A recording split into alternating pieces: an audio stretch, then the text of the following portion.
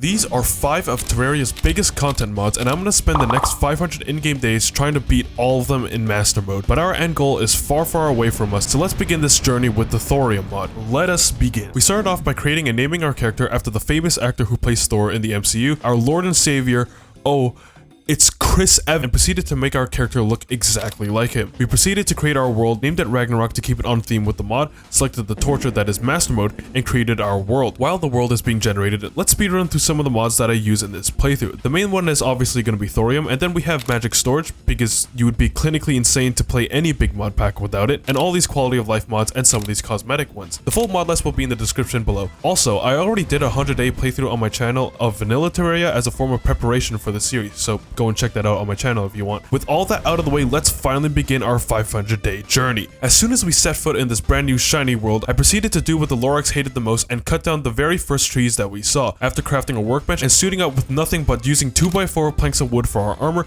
we ventured over onto the right hand side of the map where we found a desert. And it was here when I realized that I haven't even chosen a class to play as yet. For those of you who don't know, Thorium introduces a new class to Terraria: Thrower, Healer, and the Bard class. Now I know it's not entirely ideal to play with Bard or Healer as a solo playthrough since they're mainly support classes, so I swear to God, if I get any of these two classes,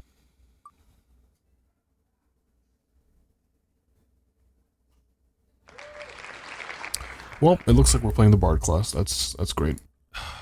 I hate this game. After looking at some of the weapons that we could potentially craft, I was more reassured about the Wheel of Fortune's decisions, because I couldn't imagine fighting a boss with a whole grand piano in my arsenal. Okay, now getting back to the playthrough. We then tried to farm some cacti in the desert, but unfortunately my worst enemy, the Vulture, decided to try and ruin my day, so I quickly dealt with him. I then killed a regular green slime, and it dropped me some paper airplanes? What the fuck? Which honestly doesn't really do anything for us because it's for the Thrower class, and you can't really play a paper airplane now, can you? Now the Bard class is basically just a mage class, except it's all instruments, and we'll get to see a lot of those along the way. After treading onwards, we encountered the jungle biome, and if you watch my last 100 days Terraria video, you will know that the jungle is my most hated biome in all of Terraria. And while chopping down the tree next to the biome, after getting overwhelmed by an army of slimes, we met our fate and got sent back to spawn, and our second death in Master Mode was because of some slimes. Since the sun was about to set in a couple minutes anyways, I decided to spend the last few minutes of daylight that we had to construct our base, and also I had the idea of keeping this one pink tree alive for the entire playthrough. After laying out the foundation by nighttime, we had a couple NPC houses set up at our spawn to serve as our home base, our little haven of solitude. After touching up some of the imperfections in our base, I decided to start very early work on our elevator after having our home base sorted out, and I completely forgot how slow tunneling was at the start of the game because it was like trying to pull a family of elephants out of a tar pit. It was so unbelievably slow. We also survived our first day of our journey. At the beginning of day 1, when we broke free from the initial tunnel we dug, we ended up in a mineshaft system. We took the mineshaft to the left, nothing. We went the other way, nothing. So I decided to continue digging down for now. We found another little cave system and this weird new mob. No, not the cave bat. This new mob called a gilded slime. We ended up slashing it through the walls of the caves until it died, and it gave us lots of money and this new thing called a Vanquisher medal. We then returned to our tunnel to continue digging down. Okay. With the very few resources we obtained down in the caves, we attempted to craft our very first bard weapon, the tambourine, but we were missing an anvil. We then went back to the elevator to get the rest of the stuff that we need, i.e. an anvil, to begin our crafting journey. After digging down some more, we wound up in this huge cave area, and after not even 2 minutes later, we got obliterated by a rock going Mach 3 down the slope. We then crafted a furnace and proceeded to try and go back and continue downwards, and just trying to gather some more ores. We found another minecart system and came across a glowing mushroom biome. We found a mini war on the little island that we stood on, and after trying to leave, we got killed by a slime. Though not all is lost. On day 2, upon returning to the surface, we managed to craft our first bard weapon, or the tambourine. This is where we start to figure out the magic that the bard class has, and the tambourine itself is really nothing special. It's literally just a boomerang. I don't know what else to say about it. We then made some chests for storage as our inventory is getting kind of full now. We then returned to the elevator again to continue digging down and also performed a nice little clutch to save ourselves. We got cornered by a giant yellow bird, which was swiftly taken care of. I then saw a golden chest that I wanted to loot, but unfortunately the world's monsters has other plans. Now cue the death montage of me trying to get back to this one golden chest. What? After safely making it down there, we finally made it back to the golden chest. Just look at it. And we got a cloud and a bottle from it. By the beginning of day 3, I decided to stop mining for now and go do some exploring on the surface world instead. I explored the Crimson on the left hand side of the map for a little bit, but not much to see here. We looted a few chests, found a brand new sword, an umbrella, and died. The average early game Master Mode experience. But jokes aside, these mobs were doing a serious amount of damage and I wouldn't be able to fight them head on. I was unironically surviving longer in the underground environment, gravity kills aside, than I was with the surface mobs. So we returned home to upgrade some of our tools instead. I went back to the underground mushroom biome that we found earlier to try and loot some of its loot. We also found some life crystals to increase our health. After that small little loot raid, we returned back to the surface to craft our first proper set of Thorium Bard armor and our second Bard weapon. We didn't have enough to make the armor, so back to the caves we go. We dug further down into the depths of our world for the entirety of day 4, located some more chests, and finally made it back into our base to make our first proper set of Bard armor, the Crier's armor, and made some upgrades to our pickaxe with the platinum pick. Beginning of day 5, we were finally starting to settle into our Bard class look. We got the look, we got an out-of-tune trumpet,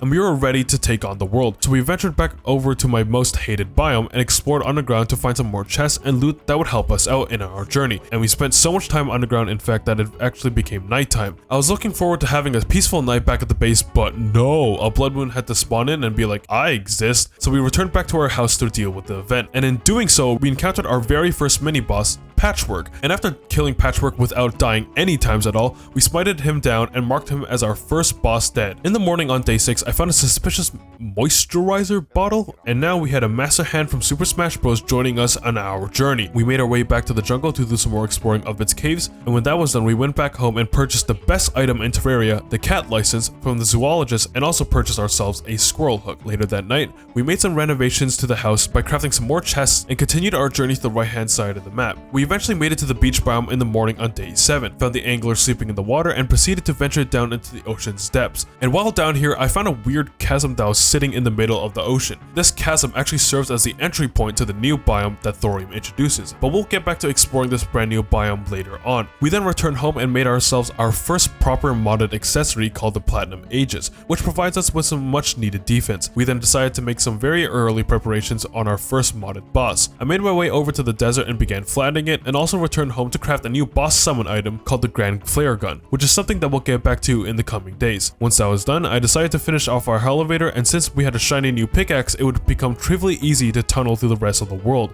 and finally reaching the border of hell on the morning of day 8. We returned home and began looking into the potential accessories that we should craft for the Bard class. The first one was called this thing called an Opal Ring. We then returned back to the desert to finish off the arena that would serve as our battleground for the Grand Thunderbird in a couple of days. Once that was done, we made our way to the snow biome on the left hand side of the map, which took the whole day, and at nighttime we were hit by an unfortunate encounter of the Big Eye. So I instantly returned home after receiving a spawn message and began preparing for his arrival, placing down some campfires for region, and then it finally spawned. Let's make our first boss fight memorable. We died.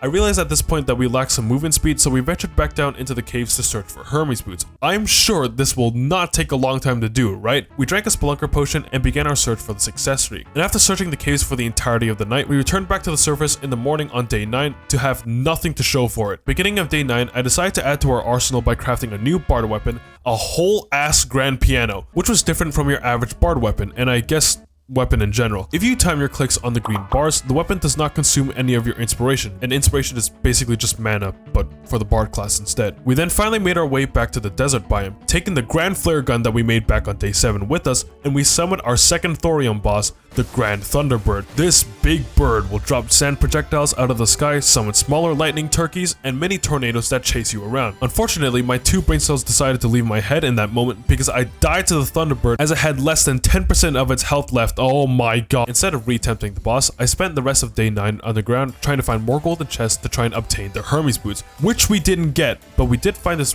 weird crimson chest thing, which contained a mixtape, another Bard accessory for us to use, which I had trouble deciding whether I wanted more damage or defense since the radar I had found had warding on it I decided that I wanted to have more defense instead, since you can't really kill the boss if you're dead. After organizing our chest and crafting some more metal ball, we made our way back over to the desert at the beginning of day 10. But we also made ourselves a tungsten watch along the way to keep track of the in-game time, because I did not want to summon a nighttime boss when there's only 30 seconds of nighttime left. We then re-summoned the big bird, and after a little bit of bobbing and weaving, we smited down the giant thunderbird. We then spent the entirety of day 10 farming the thunderbird over and over again, and returned home when the sun set to indulge in its loot, which gave us a new bard weapon, the Didgeridoo, which had a very interesting sound, and also made ourselves another new friend, Fat Bird. We then made our way up to the floating islands to try and obtain materials for a new weapon called the Alphorn, and found a lucky horseshoe instead. Just my luck. Which is going to be extremely useful for us, because so far in this playthrough, the most dangerous thing in this game is myself dying to gravity. And I wanted to keep exploring the space biome, but apparently the harpies in the sky decided to all simultaneously jump me, and because of that, my exploration was cut short. Though this death was followed by something great, because we found the materials to craft the new bard weapon that was mentioned earlier, the Alphorn, which is another rhythm weapon, hence the green and yellow bar. After clearing out the rest of the islands, we found nothing and returned home at the beginning of day 11. We were greeted in the morning of day 11 with the slime fall event, and we put our new Alphorn to the test, and it was a pretty good weapon. After slaying hundreds of the gelatinous monsters, the big boy King Slime spawned in, and the entire fight was me just running away from him, leading him to our desert arena while we chipped away at him, and eventually we killed him. We spent most of day 11 organizing and selling some extra loot that we had from the stuff we had so far, and venturing back into the caves to gather some new ore called smooth coal, which is something that we'll get back to later. And near the end of day 11, we decided to resummon the Eye of Cthulhu, which, unfortunately, at the beginning of day 12, we decided to flatten the size of our base a little bit to make it look a little nicer. We gathered some materials and spent the entire day building and expanding our house to allow more NPCs to move in. Specifically, the architect NPC, so I could buy blocks from him to build a more sophisticated base. And by night, we were finally making advancements in the tech tree, because now we had an actual base to live in. And thanks to the watch we crafted, I knew that we still had time to kill any last remaining boss. After that unfortunate death, I realized my movement during all these bosses were so unbelievably slow, so finding the Hermes boots would be critical for us progressing forward. We spent most of day 13 underground trying to find any more golden chests to loot for the Hermes boots. I thought these were supposed to be a common drop, but oh boy, we're just getting started with this search. We found nothing, but we did find 3 life crystals in the same area.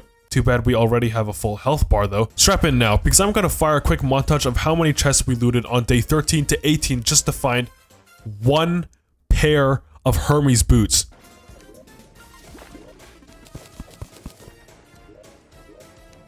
And finally, at the beginning of day 18, we found the Dune Rider boots, which is just a Hermes boots alternative, but it's found in the desert. I was beginning to think that these things didn't exist. We spent the rest of day 18 just expanding the house by adding more NPC housing. We returned back to the desert to rematch the Eye of Cthulhu. With our newfound Dune Rider boots, we were speeding through this boss fight and made quick work of the Eye of Cthulhu. We then killed it one more time because we wanted some money. At the beginning of day 19, I started to realize the storage issue we had, so I made myself a magic storage heart to begin the process of our magic storage system. We also bought something called an arcane armor fabricator from the new NPC, the blacksmith, as this crafting station would come to be very helpful in the coming days. On day 20, we went up to the Sky Islands again and spent most of our days up here to retrieve some materials to craft an egg, and also a new bard weapon called the Skyware Loot. Later that night, we rematched the Eye of Cthulhu for more money. After that was done, we made our way back to the Crimson and began making our arena to face our next boss, the Brain of Cthulhu. Realizing that we lacked the materials to build an arena for the boss, I returned home to gather some more wood, but it was not enough. So at the beginning of day 21, I decided to cut down some more trees to make some more platforms, and why are there so many piranhas in this one pond? After cutting down enough trees to flatline the Lorax, we returned back to our base and added some more housing spots for any potential NPCs to move in. When the expansion of our base was complete, we returned back to the Crimson to begin building the arena for the Brain. Is the arena a little small? Yeah. Will it come back to bite me in the ass later? So anyways, we returned back to our base to grab any potions and other buffs that we might need for this fight. And trust me, even though we have a full health bar already, I can guarantee you my monkey brain is gonna find a way to get myself killed when the boss has like 20% of its health left, but I'm sure I'll be fine. That night on day 21, we ventured back into our arena to finally fight the Brain But the one upside of fighting the Brain is that you're not restricted to only spawning it in a specified time of the day. So we gathered some more materials and made the Bloody Spine, which is such an exquisite name for an item, and made our way back into the arena at the beginning of day 22, and rematched the Brain. After the Brain was defeated, I decided to rematch it one more time because we wanted some more money, then teleported back home to see what kind of loot we got, and holy shit, is that a golden bunny?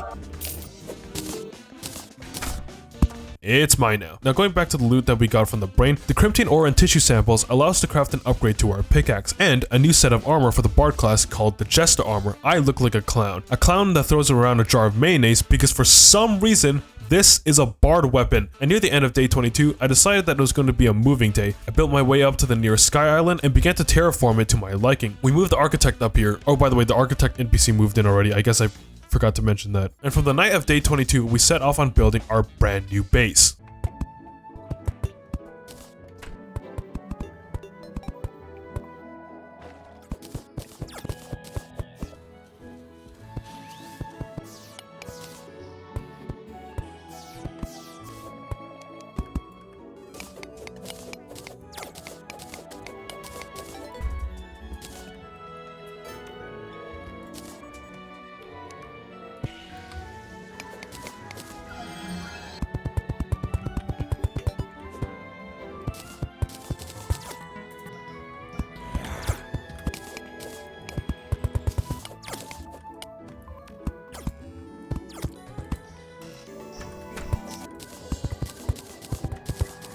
We interrupt this montage for a side order of Goblin Army arriving to our base to try and kill us. And since we killed the Brain of Cthulhu already, we pretty much spent the first half of day 27. Yeah, it's been 5 in-game days already. That's how long I've been building. Being in the Goblin Army, and as soon as we did,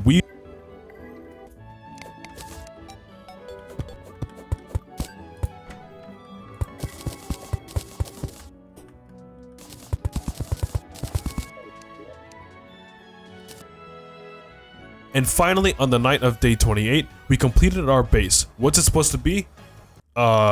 This? I know, the resemblance is uncanny. After that, we took a much needed break from building and ventured back into the caves of our world because if you remember from earlier, we killed the Goblin Army, which means the Goblin Tinkerer will be spawning in our caves shortly. If you're wondering what I'm doing with my cursor here, I'm sweeping the entire cave area to find a bound goblin. Is there a better way of doing this? Probably. Do I care? Yeah, a little bit. And at the beginning of day 29, we found the Goblin Tinkerer. I'll have the usual. And after that, we returned. Are you serious? They're back already? Ticanus, you sold me out, you son of a bitch. After a while, the Goblin Army has been defeated. And we also combined our desert boots with the rocket boots to make the Spectre boots. Oh yeah, I forgot to mention that we made ourselves some of these brand new bard accessories as well. A guitar pick, and whatever this is. It's something called cork grease, which increases the play speed of the weapons that we use. We then finished off the last bit of our base by making some small renovations, and that night, a blood moon appeared. And because I didn't want to spend the entire night fighting against the creatures of the night, I spent the entire night adding NPC housing, and this went well into day 30 as well. Now, it's been a while since we got to fighting a boss, so let's get to that, shall we? Our next boss encounter resides in the ocean, so we headed on over there to get them. And a little bit later, we crafted the Jellyfish Resonator to summon a boss called the Queen Jellyfish. I headed on over to the jungle to do some. What is that? So it turns out Thorium adds some new mini bosses here and there, and one of them was this weird vegetable turnip thing. And it wouldn't be a Master Mode playthrough if I didn't die at least once to any of the bosses on the first try, which is what we did. Twice actually, so that's unfortunate. At the beginning of day 31, I headed on over to the ocean to construct a platform arena for the Queen Jellyfish, and once that was done, we summoned her in. The fight was trivially easy as she does nothing but just fly after you and shoot the world's slowest projectiles at you, so we killed her twice. We also received a new weapon called the Conch Shell, which was pretty underwhelming actually. With the Queen Jellyfish out of the way, I descended back into the ocean to explore that weird chasm that we had found earlier. What could go wrong? The chasm led us to a new biome called the Aquatic Depths. This new biome is very similar to the Abyss biome from the Calamity mod, but your eyes can actually see what's going on. It has all these new creatures and they all hit like trucks. We spent a little time down here looting some of the chests and fighting some of the creatures of the ocean, but after returning from the Aquatic Depths and gathering the new materials, we made a new bard weapon called the Scuba Curve. Are you fucking serious? Alright, Ticanus, please help me out. Oh Lord have mercy. Okay, well the Reforged isn't that bad. What does this new weapon do? Well, I'm so glad you Proceeding with the bosses, we made our way over to the snow biome to grab materials needed for the Deerclops boss, which I'm gonna be honest is the most forgettable boss in this game. I didn't even know it was an actual vanilla boss that they added. It took us a little bit, but we finally crafted the Deer Thing, a summoning item for Deerclops. We then made our way over to the snow biome and flattened out an entire arena to actually be able to fight Deerclops, which led us into day 33. When we finally finished the arena, we summoned Deerclops and oh my god, it's ugly. But the funny thing is, when we died, the boss didn't despawn, which is profoundly confusing because I don't think it's meant to despawn after doing some research. So after figuring that out, we built a mini house and set our own spawn point right outside the snow biome. And from here on out, all it would take is a serious ass whooping of the Deerclops until it died. And also me dying on repeat as well. Oh wow, look at that. We killed Deerclops with no deaths at all. Wow. With Deerclops defeated, it didn't really help us with anything. It's more like a boss that I just want to get out of the way. It's also now day 34. Time to mount his head on the wall with the others. We continued the boss rush by going on a search for a blood chamber. We bought this item called the Grim Pointer, which pointed us into the caverns, and after digging through the caves for pretty much the entirety of day 34, we finally found it at the beginning of day 35. We set up a nice little hut on the side of the blood chamber because knowing my past experiences with bosses, I'm 100% going to die to this boss on the first go. We've summoned the new boss called Viscount with some pieces of blood? Ew. And oh my god, what is that? Viscount is a giant fat bat that flies around, shoots blood at you, and launches these weird sonar beam thingy-majiggies, which can be pretty annoying to dodge. As you can imagine, we did not last very long against Viscount, nor did we last very long against the 2 follow-up attempts. I decided that this naturally generated chamber would not be enough for us, so we returned back home to grab some explosives, and I think it's time we just start blowing this cave up. Now for you, this will take a couple of seconds, but for me, this was about 10 minutes, so let's just...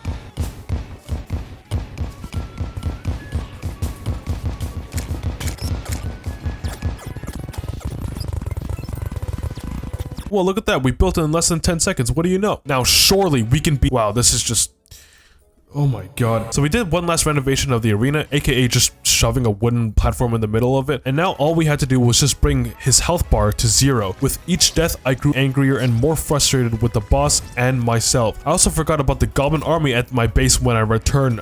When that event was over, it became day 36. I realized that we had a few potential upgrades to our weaponry. Since we had the Deathbringer pickaxe, we would be able to mine hellstone, so I drank an obsidian potion and made my way over to the underworld and began tearing away at its resources. And thanks to good old Vein Miner, it makes mining hellstone trivially easy. We also found not 1, but 2 guide voodoo dolls, so after doing some more exploring and gathering the last bit of hellstone, we returned home. And we used the hellstone we found to make a hot horn? Well, that's literally just the name. It's a horn that's hot. And we also crafted the noble armor with the hellstone as well. With this upgrade, we returned back to the blood chamber underground, and this new weapon was tearing through Viscount much faster than what we were dealing before. So then we killed the... No! After a couple more deaths, we finally beat Viscount, and now we can move on from this boss on day 37. Trust me, all these jump cuts are saving you guys. This took a very long time to beat. We rewarded ourselves by upgrading our Spectre boots to the lightning boots. And to punish Viscount for torturing me, I tied a baby version of him to me, so now he will perpetually roll around in pain for the rest of his life. Wait, it's day 37? Hold on. Where were we on day 37 in the last video? Oh, far, we gotta pick up the pace. We headed on over to the dungeon and started to set up a brand new arena for our good old friend Big Skull, which went into day 38. We then returned home to craft ourselves a new bard weapon, which are literally just bongos. And I mean, what else is there to say about them? They just go... We then went back to the dungeon arena to finish it off by connecting it to the nearby Tree of Life, as I always call it, and then later that night, we walked up to the old man to summon our good old friend Skeletron, and we lasted 2 minutes. I instead decided to go to the jungle to face a different boss instead, the Queen Bee. On the way, we managed to encounter the weird turnip vegetable thing again, which we then returned back to the jungle at the beginning of day 39 and finally found a giant beehive. We set up a small arena, or if you want to be crass about it, some platforms that go across the hive, so it's technically not an arena, but I'm going to count it as an arena anyways because I'm too lazy to make an actual one. We then summoned the Queen Bee to try and add something to our boss progression. We managed to survive for a little bit, but we ended up dying, so I decided to make the Queen Bee spawn item instead, and once we crafted it, we made our way back to the jungle. Then I forgot that the Queen Bee enrages and basically just goes sicko mode when it leaves the underground jungle, so you can imagine how long we lasted against it. But by now on day 39, we've wasted so much time that it was already becoming nighttime again, so I guess we'll make our way back to the dungeon. Finally summoned Skeletron once again.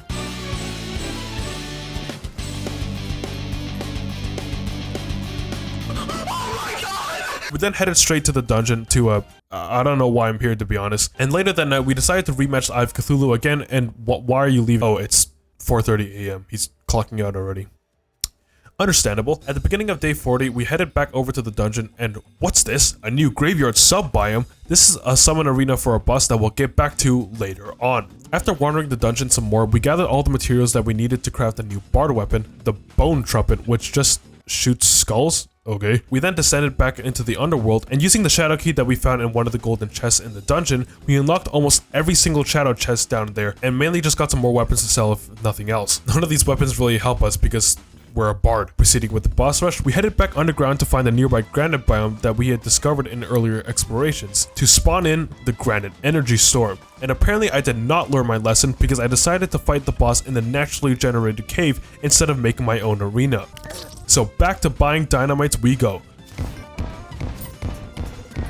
And with that death, it led us into day 41. We did our usual thing of, you know, placing down an NPC house and setting our spawn point there, right next to the arena, because in the amount of time it takes me to fall down the elevator and walk back to the granite cave after each death, I could recite the entire fucking Bible. When we finally had everything set up, we could finally, god damn it. Oh yeah, and by the way, we have these new summons that we got from the weird turn-up mini-boss earlier. I just forgot to mention it. We then resummoned the granite energy storm again. After that death, I readjusted the platform a little bit because I was literally breaking my ankles every time I fell from this middle platform. And finally don't worry, after a few more deaths, we finally managed to defeat the granite energy storm near the end of day 42. My god, this took a long time. Jesus Christ. We then made our way back to the marble cave to try and find the buried champion. Alright, I think we're done for now. On day 43, we decided to try and make some preparations for the last boss in order to enter hard mode. We gathered some wood from the architect and then turned them into an item named after Elppa's infamous long platform. Please come back, Elppa. Please. And place it down in the underworld. And not even 5 minutes had gone by, and the platform has already gone destroyed by a lava slime that busted all over.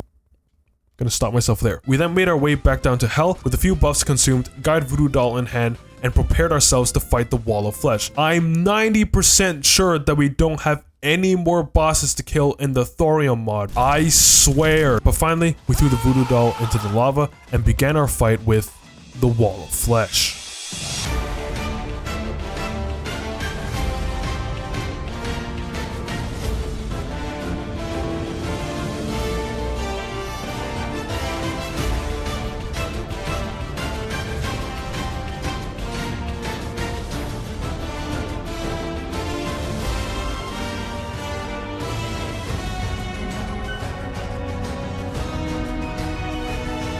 No! Wait. Does that count as a kamikaze? Whatever, doesn't matter. We finally entered hard mode. We returned back to hell to claim the loot, and also got a little taste of how strong the Master Mode Thorium mobs would be. And after opening the treasure bag and being disappointed by what we got, like always, we consumed the demon heart for an extra accessory slot. On the morning of day 44, I descended underground to find where the hell did the Hallow spawn. Oh, it's literally right underneath our house. Thank you, Terraria, very cool. We then made our way over to the Crimson Biome to do the smashing of the kidney stone, Crimson altars, to summon the hard mode ores. We got Palladium, Mithril, a new shiny shield for a summon, and finally Titanium. We then made our way back to the Granite Cave as there was a spider nest there. Why would we go here willingly? Well, because there's a new weapon at the start of hard mode that's crafted with the spider fangs that only drop from the Black Recluse. This weapon is called the Rift Weaver, and man does it play some insane tunes. Apparently this is one of the best bard weapons straight out of hard mode. We then reforged it to our liking.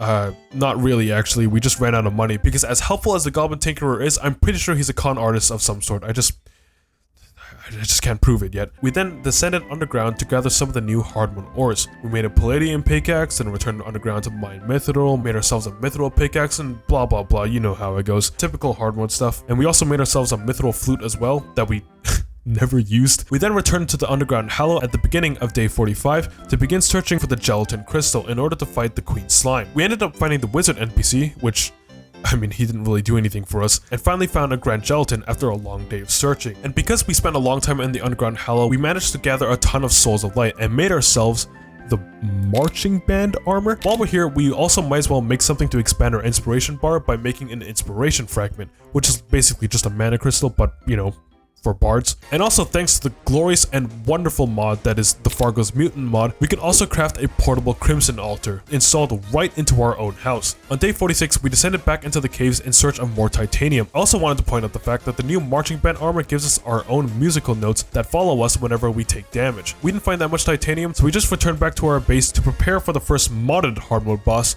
the Borean Strider. Unfortunately for us, it only spawns in a blizzard, so that means that we have to wait, what? Who said that? Anyways, whatever. The Borean Strider is a boss that can only be fought in a blizzard. 7 years. I swear to God, there's someone else. Anyways, Borean Strider can only spawn in a blizzard, so oh my god, can you go away? So to trigger one, I bought an item called the Rainstone and brought it over to the snow biome, where eventually we summoned the Borean Strider. And after a bunch of bobbing and weaving, we managed to finally defeat the boss on the first try. And again, it doesn't really give us anything useful. And once day 47 began, I took the last remaining voodoo dolls that we had to go down and kill the Wall of Flesh to try and obtain the Bard emblem, and both times we got nothing. So we made a Voidlands instead to fight the next boss, the Fallen Beholder. And getting on our horse that we named, well, we didn't really have a name for our pet horse, so common name and top common wins, I guess. We were speeding away from this boss. So obviously we tried to, fuck's sake, it's time to bring out the big platform. And after a couple days, more deaths, and upgrading our base platform to an obsidian one so that they can't get destroyed anymore, it's because a lot of my deaths before was because I kept slipping through the cracks of the wooden platforms because of these annoying lava slimes. But all that aside, we finally managed to smite down the Fallen Beholder. Time to mount his head on our wall of slain boss. Oh shit, we're out of room. Be right back.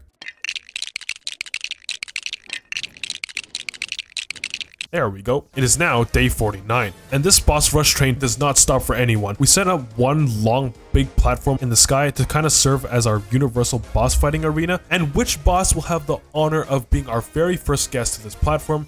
The Queen Slime. And like its pre-hard mode version of the King Slime, this boss was trivially easy. Boop! I also realized that collecting multiple summons of the Gelatin Crystal was pretty much pointless because the boss summon items don't consume anyways, so goodbye. We then went back to the caves to obtain materials for these 3 summons right here, and basically spent the rest of day 49 and most of day 50 underground farming the souls of night and light. And finally, near the end of day 50, I finally had all 3 of these mechanical boss summons. Making these things took so long! And later that night, we finally faced off against the twins. It would all be worth. Oh my lord. Alright then, let's see how we fare against Skeletron Prime. My god. And by then, day 51 rolled around, and we couldn't face these bosses anymore because of the sun. I spent most of day 51 in the underground desert, farming for a desert drop to make ourselves a new accessory. We got nothing, so I kind of gave up on that. Also, something to mention is that this whole time, I've been trying to get a thunderstorm to occur, because the rainstone is, well, a rainstone doesn't really trigger a thunderstorm because it's a rainstone, not a thunderstone. The reason we needed a thunderstorm to occur is because a special NPC from Thorium, the blacksmith or weaponsmith, I think he was called, sells a special bard weapon that does spicy levels of damage, but it's only sold during a thunderstorm. When we finally got him to sell it, we didn't even have enough money to buy it. So I quickly went to summon the Eye of Cthulhu to try and farm it for some quick money so that we have a much needed upgrade to our weapon. You gotta be fucking kidding me. Well, there goes that plan. And even after triggering a second thunderstorm, or what I thought was a thunderstorm, he still didn't sell it. So once again, we have to divert plans. You might have realized that we don't have any wings yet as well, and we're pre-mechanical bosses. What am I doing? So to counteract that, at the beginning of day 52, I triggered another blizzard in the snow biome to spawn a rare mob called the Ice Golem, to try and farm it for its ice feather. And then we finally found one. So luckily for us, despite it being a 33% drop chance, we still managed to get...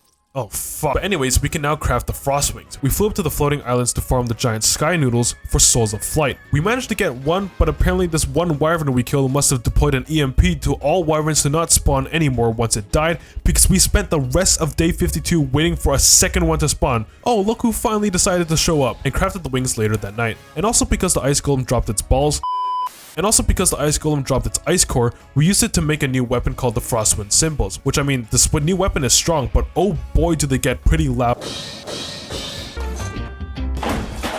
With this preparation, surely we can now return to Skeletron Prime without failing. God damn. The next day on day 53, I remembered about an NPC from I believe it's Fargos. They sold various items that could activate and start different events around the world. So after triggering a sandstorm and then the rain right afterward, we managed to combine the two and somehow started a thunderstorm, and so we finally purchased the Thunderstruck. The new Thunderstruck weapon was a little underwhelming. After using it, I feel like this was not worth it. It shoots a relatively slow projectile, and if you click right click, it consumes all your inspiration and drops this weird speaker, which then spawns an orb to fire projectiles out at enemies. I'm not gonna lie. This was not worth it, so we just tried to ignore it and set our minds after a different accessory and went to the ocean to farm for it. Ignore the fact that I'm drowning, that is irrelevant. We then basically spent all of day 53 in the desert trying to obtain a forbidden fragment to craft a new weapon and also try to get a new accessory. We eventually got both of these items, the trombone and the full score accessory, by the beginning of day 54. The trombone was basically just a micro version of the last prism, which it's mediocre at best. We then tried to rematch the Wall of Flesh for the Bard. Well, nighttime is here, and we've pretty much eliminated every other boss before us, and the only thing that stood in our way were the mech bosses. So let's try Day 55. As I desperately needed an upgrade to my damage, getting that Bard emblem would be crucial to our progression, so we set off back to the underworld to get it. We eventually did get a second guide voodoo doll, and we summoned the Wall of Flesh, and this time we actually killed it. How the hell did I die to it before with hard mode gear? I couldn't tell you, but it doesn't even matter because we didn't even get the emblem. Are you serious? And then we spent the rest of the day underground to try and get another guide voodoo doll demon to spawn. It didn't, so when nighttime fell again, we took another opportunity to try and beat the mech boss. Yeah, I didn't even like progressing in this mod anyways. Destroyer? Maybe you could... okay. On day 56, I received some advice from the people in the Thorium Discord and was told that the Shimmer, the weird little magical lake that's hidden in the ass end of your world somewhere, can actually act as a method to swap certain emblems and other ores, which you'll see later, for its alternate versions. I was told that the Shimmer was located underneath the ocean opposite of where the dungeon was located, so I went over to said beach, picked a random place in the sand, and began burrowing. I was fully ready to spend at least a day or two looking for the Shimmer, but the game must have sensed how awful I was doing with the mechanical bosses so far, because after tunneling through the beach and the aquatic depths, we found the Shimmer Lake. So we instantly returned home to grab one of the Thorium emblems. We threw the Cleric emblem in, and the lake just shat out the Bard emblem. Wow, well it would have been nice to know this before I wasted my time killing as many Wall of Fleshes is that a word? As I did. This is where I discovered the magic of the Bard accessories. All these are upgrades to pre-existing regular Bard accessories, so of course we made some. We then also went back to the Goblin Tinkerer to reforge our accessories. When nighttime fell again, we attempted to fight the Destroyer. We did do a lot better this time, getting it to half health, but half health is not dead. And speaking of dead, I died. Back to money farming again with the Eye of Cthulhu. Alright, let's try to rematch the Destroyer and oh my, rest in peace. Let's try the other mech bosses then. Oh my god. And now it's day 57. Oh my god, I don't need this shit right now. Holy. So we spent the beginning of day 57 fighting the Goblin army for the 4th time in a row. Yeah, that's exactly what I wanted after having my ass handed to me by the mech bosses. I'm over halfway done with the 100 days and we haven't even killed a single mech boss yet, but sure game, send me a Goblin army to deal with my trauma. So I think it was time to reevaluate my approach to these bosses. I decided to craft a different range of accessories, these ones in particular. Courtesy to the people in the Thorium Discord again for helping me out with this one. We also decided to craft a new weapon, the Titanium Chimbasso, and with all these upgrades in mind, let's go get them.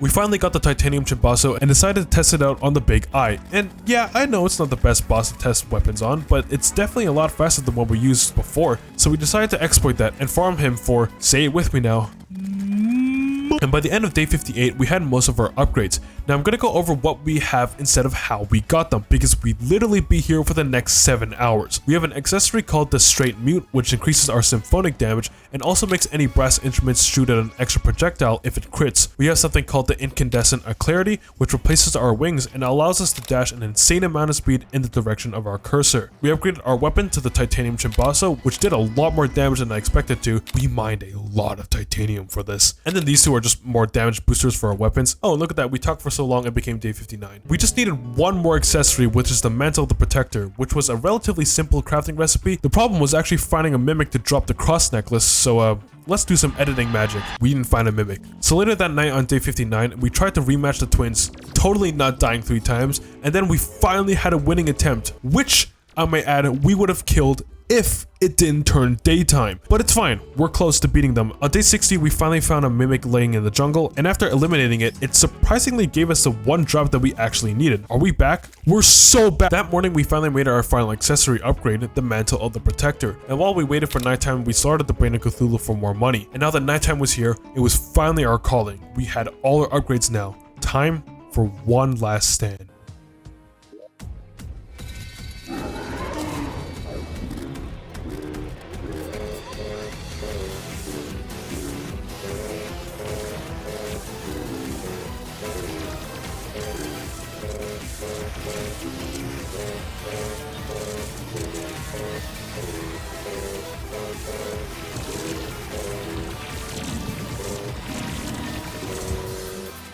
We finally did it. Oh my god. And then Skeletron Prime also stood no chance. Now we actually didn't have enough time left in the night to kill the destroyer, but that's fine. We managed to pull ourselves out of that hole and conquer 2 of the 3 mech bosses. And day 61 rolled around, nothing happened, just more money farming and expanding our storage. But oh, look at that, nighttime is back, and let's rematch the final mech boss. Here we go. And just like that, our tournament against the mech bosses ends. Oh my god. Unfortunately, we still have all these bosses to go, so we're still not ideally ahead, but progress is progress. We did the usual thing of, you know, crafting the pickaxe axe after destroying the mech bosses, and also making ourselves some new weapons. And when we finally went to make ourselves a new armor set, the game crashed. For some reason, for a couple of minutes, the game decided to just keep crashing and freezing every time we did anything. Oh my god, again? What the fuck is causing this shit? Why does the game keep freezing? Alright, so this issue's been going on for a little bit now. I've been trying to find out the reason why Mod Loader keeps crashing. I don't know if it's if it's one of the mods that keeps on making it crash. Yeah, so this is the exact issue I'm having. Okay, so what I'm gonna try and do is that I'm gonna try to uninstall all the mods, and I'm going to try and reinstall them each one by one to make sure it's not any of the mods. And if one of the mods I enable starts to make it crash, or if one of the mods are just not compatible with each other, then I will have to do that instead. But this is just getting ridiculous. I literally can't even play the game anymore because it doesn't even work. And when I try to end task, the entire computer just freezes. Okay, so what I'm going to do now is I'm going to try to disable all the mods, and then I'm going to re-enable them one by one, and hopefully I can find the cause of what is making this happen. So I'll be right back. Okay, so after a little bit of testing, I think everything seems to work fine. I left out a couple mods, don't know which one, hold on. I left the boss checklist because this mod, not to, you know, slander it or anything, it has been historically very, very buggy for me. So when things tend to go a little sideways in my mod pack, I tend to disable it, and I guess it seems to work. I also disabled high FPS support because I'm pretty sure this also has something to do with breaking the game. I'm not sure because it does mess with how much the game allows you, how high the frame rate can go. The frame rate is capped at 60 FPS. I don't know, I'm not sure what's causing it, but I think it seems to be running okay right now, so let's hope that it works. Nope, my entire PC is fucking frozen. Oh my god. I eventually managed to fix it by just disabling some of the cosmetic mods, so back to our regularly scheduled programming. We crafted a new armor set called the Cyberpunk Armor Set, and also made ourselves a new weapon called the Prime's Roar. So we went to the Goblin Tinkerer. Oh, holy. God damn, bro. Oh, I did it again. Oh my god, dude, this guy fucking rinsed me. Okay, you know what? And also, wait, my entire world got deloaded. What the hell? So anyways, we did some more brain farming and sold its loot for money. We talked to the Dryad and bought some pumpkin seeds from her to plant, which will become important to us soon, and you'll see why. After that, we made our way back to the depths of the jungle to start our, I was gonna say early construction of the Plantera arena, but considering that we're on day 62 and we still have about 6 bosses to go, some of which may take a long time, this is probably considered overdue.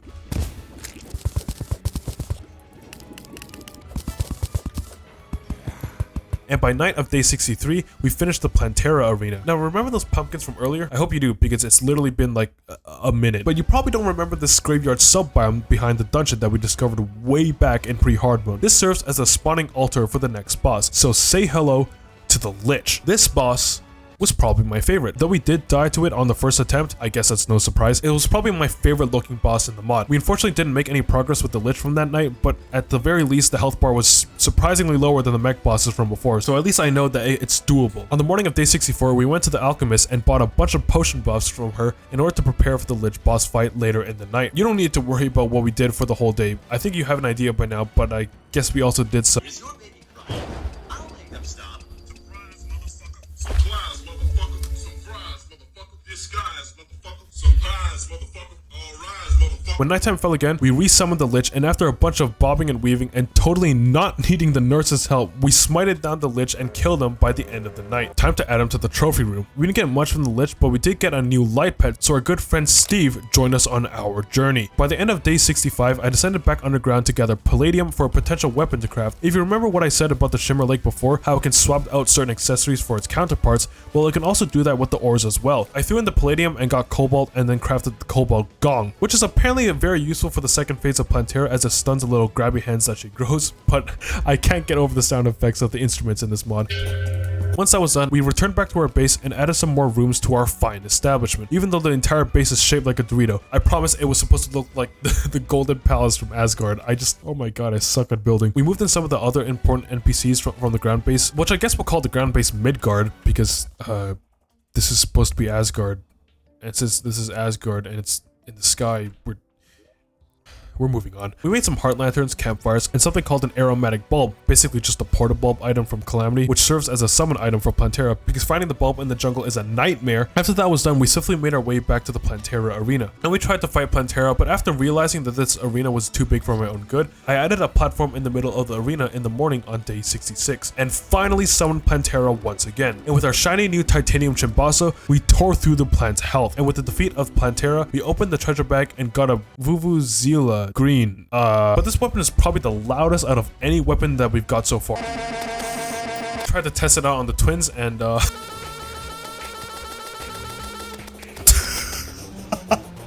we then returned home to add the Plantera relic to our collection and also sort out any potential loot that we may need. On day 67, we returned back to the jungle and ventured to the Golem's temple. We had found it in an earlier day, but the footage just went missing. So, we unlocked the door and entered the temple to confront the golem. Now, I already hate the jungle biome as it is, but the golem temple is like its own miniature torture box. There's traps everywhere, the mobs hit like trucks, you can't see shit. Don't even get me started on the microscopic pressure plates that are hidden around the temple. We spent most of the day unwillingly in the temple, exploring and looting the chests. And to do some last minute preparations for the golem, I killed the Brain of Cthulhu a couple times to get some money in order to buy potions from the boss with the alchemist so that we could have a better chance at fighting the golem so that we do not die. And to save some time getting to the temple, one of the alchemist NPCs sells a temple teleportation potion, which literally just sends you to the golem's room, which is pretty useful. We disarmed the traps and then built a platform in the middle of the golem's room so that we'd have more space to move on. And then we summoned the golem, and because it's the golem, literally a moving pile of bricks that does nothing, we killed it on the first try. And sadly, that means we'll have to replace Steve as our light pet with our new friend Truck. With Truck lighting the way, we summoned the giant version of him again and proceeded to kill him. We then returned back home to indulge in the golem's spoils, and we got a pick saw, which I couldn't be happier about, and everything else we just threw back into the storage system. Wanting to craft some new weapons for myself, I headed on over to the dungeon, tunneling through the entire structure, and because Plantera's dead, we farmed the dungeon mobs for ectoplasm to craft a new weapon called the Ghastly French Horn. And to finish off the night, we finished adding to the base some more. The following day, we had, oh, hey guys. We spent pretty much the entire day in the dungeon to A, gather some more ectoplasm for future crafting recipes, and B, to craft a new weapon called the Organ. The weapon fired homing projectiles, and if there's one thing you should know about me, it's that I love homing projectiles because I can turn off my brain and just focus on dodging the boss instead. After that, we bought 30 gil potions and 30 flipper potions and made our way back to the aquatic depths to prepare for the next boss. Wait, why did you buy 30 potions? Well, I'm glad you asked. Alchemist NPC, I think, provides a cool little buff to potions where if you have at least 30 of them in your inventory or piggy bank, it gives you that buff infinitely. So you bet your ass that I'm going to be exploiting this. We then made our way over to the aquatic depths to spawn the next boss. A giant conch shell. Oh, sorry, it's called the Forgotten One. Sorry, I forgot. You need to kill 3 of these weird black eel mobs that spawn after the golem is defeated. Once all 3 of these mobs have been killed, the boss spawns. The first time we spawned it, we died because I was trying to bring it out of the aquatic depths. On the second attempt, we were finally able to fight it, but I made the mistake of leading it outside of the aquatic depths because it enrages if it's outside the biome, and its projectiles begin to home on you instead. Whoops. So after that death, we decided to terraform a large part of the aquatic depths to make an arena. This took an unbelievable amount of time. Once the arena was complete, we returned home to buy some waterproof campfires and torches. It doesn't really make sense to me, but we placed them down in the arena and did the usual thing of shoving a platform in the middle of the arena, which I'm pretty sure is useless because we have the flipper potion buff already, which basically means I can fly indefinitely in the water. So I was trying to finish off the arena by putting down some light sources with the waterproof torches, but I got attacked with one of the creatures of the deep. Oh shit, it's actually the spawn fish for the boss. Well, the arena is finished anyway, so we might as well just start the fight. The Forgotten One was a pretty easy boss, as it's just Plantera but underwater, and after a little bit we defeated the boss easily. And even though we finished the boss fight already and there was virtually no need to be here anymore, I still finished off the arena by placing the last bit of torches that we made. In hindsight, I wish I had fought the boss when the arena had light sources, because you can actually see what's going on, and returned back to our base on the beginning of day 72. And we also have a Siren's Lyre from the giant seashell that we just fought, which was your standard projectile shooting weapon, nothing special. I decided that I wanted to also participate in some of the events like the Pumpkin Moon and the Frost Moon event, as it contained some weapons that we could possibly use. We returned to the dungeon and encountered the Illusionist, a dungeon mini boss, and obviously took him out. So we spent the rest of day 72 farming for ectoplasm in the dungeon to craft these summons. On the morning of day 73, I found out about one of the Illusionist's drop called the Mage Hand, which is by far my favorite item so far. It just allows you to pick up creatures and NPCs and just throw them around. We then expanded the relic room so that we can place the last relics that we'll be getting in the coming days. Ignore the fact that Skeletron Prime's relic is off-center. After that, we made ourselves a pumpkin medallion and a naughty present, and because it wasn't nighttime yet, we then went back underground to go to the nearby glowing mushroom biome. It did take a little bit to find since my map progress got reset a few days back, but we eventually did find it, and began searching for the much dreaded truffle worm. We managed to find a couple of the worms and figured that it would be enough for now. We returned back home and immediately started the Pumpkin Moon event, and we basically just spent the entire night farming the creatures of the event. Speaking of events, you might have noticed the lack of a solar eclipse throughout the course of this video, and that's because, well, we don't need anything from it. The solar eclipse just gives us an opportunity to get the Terra Blade, and since I'm a bard, it doesn't really matter to me if I get it or not. But since I didn't partake in it, I said, might as well, and also spent the entire day just farming the solar eclipse on day 74. We did get a broken hero sword, but again, it's useless to us, and once it hit nighttime, we summoned the Frost Boon. And yes, we did just do 3 events back to back. And again, not a lot to show here, just a lot of dying and mob killing. In the morning of day 75, we returned back to the glowing mushroom biome to catch one more truffle worm. And before we set foot off to the beach, we farmed the brain for more... because I was about to buy 30 of each of these vanilla potions so that I can get infinite buffs from them. Look at all of these buffs. Anyways, we're now in the ocean and summoning Duke Fishron, and of course, we died to him on the first attempt. I decided to make some last upgrades to our character. If you haven't noticed already, we have 1 life fruit out of 20, meaning that we were still 19 life fruits short. So from the end of day 75 to 76, we were in the jungle finding all 19 life fruits. Oh yeah, and in the middle of it, we encountered the buried champion, and well, it was a joke to us at this point. And after what felt like an eternity, we finally have all 19 life fruits. That same night on day 76, we continued to try and fight Duke Fishron again. This is the only vanilla boss that gets my heart racing this much. After that first death, I realized that our armor was kind of out of date, so we returned back to the dungeon to farm for some materials and made ourselves the Maestro armor. Now it's time to go back to Duke Fishron, and thanks to the glorious mod that is Fargo's, it adds a bunch of craftable boss summons for us, so we wouldn't have to keep finding truffle worms, and also we could just summon the boss instantly. We made ourselves the truffle bait, and now with a new set of armor, we went back to the beach at the beginning of day 77 to try and fight the Duke once again. And after a handful of deaths, I realized that my arena could be a lot better, because there was just an empty void between the space platforms and the beach platforms. So, after adding the arena, we tried to rematch the Duke again. With the new arena, the boss fight definitely felt a lot better to fight on, because I actually have some blocks to stand on. But for the rest of day 77, we still just kept dying to the Duke until day 78, where we finally persevered and eliminated this wench. I returned home and opened the treasure bag and tried to get the bard drop from Duke Fishron, and the game gave me wings instead. Very funny relogic. After returning back home at the beginning of day 79, we sold most of the other things and kept the wings, but since I did not want to go up against that rage-inducing boss again, I decided to buy a Duke Fishron treasure bag from the operator instead. The operator basically just sells a bunch of treasure bags for both modded and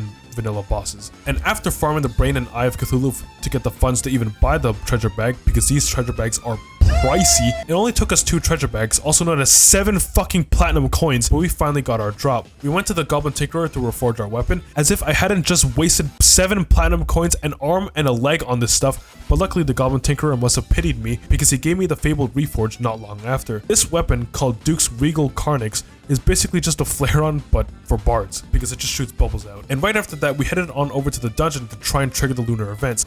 I swear to God I'm good at this game, please don't leave, because how much time we wasted dying to bosses that have a definitive spawn condition, aka bosses that only spawn at night or require an entire day cycle to go by in order to respawn again. I wanted to craft an item that could fast forward the time so that we wouldn't have to wait. So I bought a moonstone from the Tinkerer, not the Goblin Tinkerer, just Tinkerer, but boy is the Moonstone expensive. So after that, we bought the Moon Charm and we made ourselves an enchanted sundial, which gets upgraded to the Time Warp, which is a Thorium exclusive weapon. It basically just allows us to fast forward time so that we don't have to wait for bosses that have restrictive spawn conditions. So we tested out the Time Warp and oh, it's day 80. Fuck.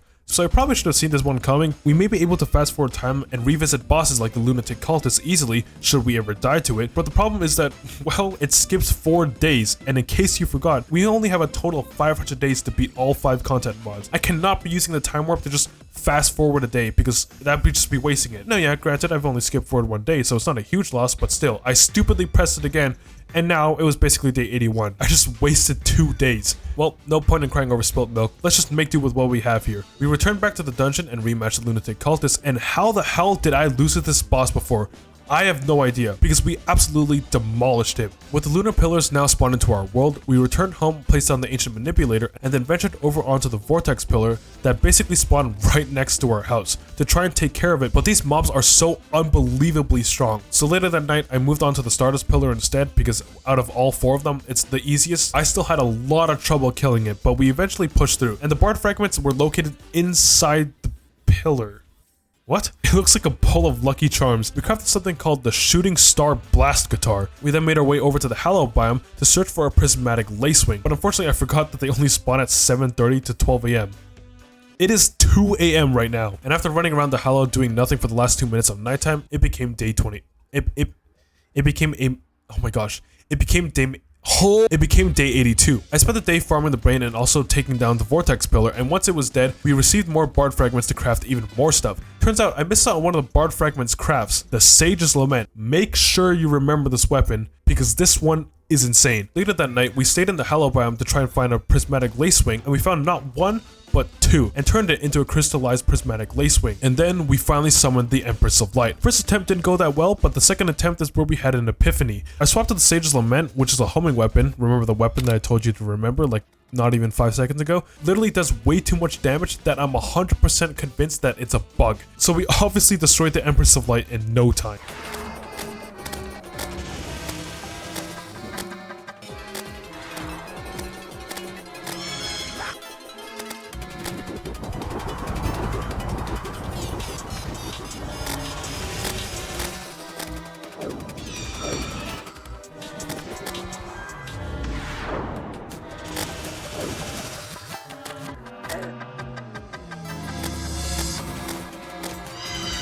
And right after that, we walked over to the solar pillar, and what should have been one of the most difficult pillars to kill in the game, we absolutely steamrolled through the entire thing thanks to this new weapon. We returned home, deposited some of our loot, dropped the cyborg off our base, and made some last minute preparations for our accessories. So we want warding on all these, and after all those brains that we killed from previous days, we saved up around 39 platinum coins, hoping that this is all enough.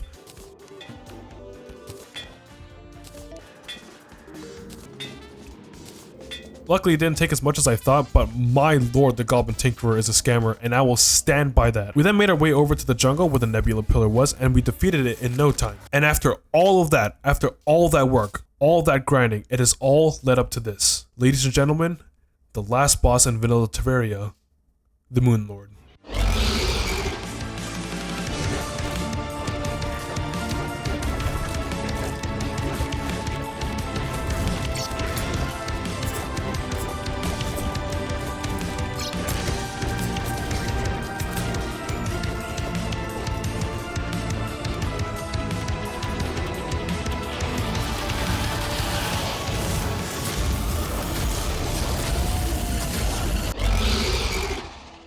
And after 83 in-game days, we finally beat vanilla Terraria. But my friends, we still have one more boss to kill.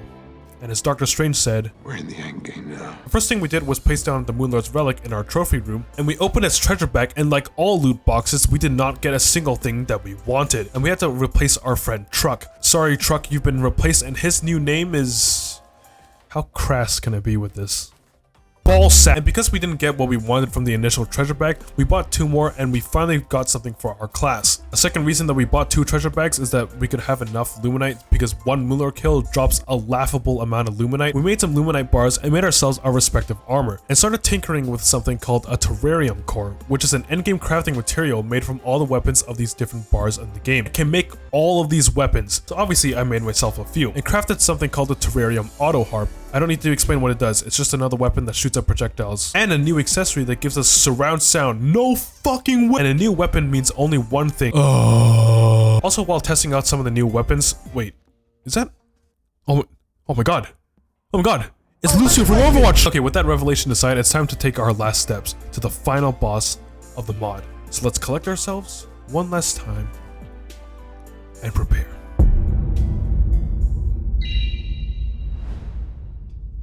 First thing that we needed was something called a Doomsayer coin, which is the spawn item for the final boss, which is made from all of these fragments. And after making it and depositing some of the other things back into the storage unit, we used the time warp device and fast forwarded to night to finally confront them. Water, earth, fire, and me. These are the Primordials, a boss fight that has 3 godly beings of different powers all attacking you sequentially. The Fire Primordial shoots fireballs at you and his patterns become more sporadic as the fight goes on. The Lightning, or Water Primordial, I'm not sure, does very similar things to the Fire Primordial, but he has this annoying attack where he shoots these weird water wave things that do an insane amount of damage. The Earth Primordial is a physical attacker and constantly wants to get close so that he can shove his fist up your ass, and also has some very cool coordinated attacks. Once all 3 are defeated, they all combine into one giant orb called the Dream Eater, with all their attacks being thrown out at once. And while this boss is cool, I died a lot. So instead of showing you all the deaths, which I think you've seen enough of already, I'm going to show you the important stuff that happened between the first and successful attempt at the boss. Now, the reason the day counter is at 84-boss fight is because the last remaining time we spent on this world was all put towards fighting this boss. After each failed attempt, I used a time warp device to fast forward a day so that it could be nighttime again, since the Primordials can only be fought in the night, hence why the day counter has increased so much, but you'll see what my final day count is at the end. We also found out literally on the final boss on the mod that we had not upgraded our inspiration bar like we should have. We had 20 out of the 40 max inspiration that we should have had by now, so we did that obviously. So with all that in mind, finally on day 97, yes, we died that many times, we confronted the Dream Eater one final time.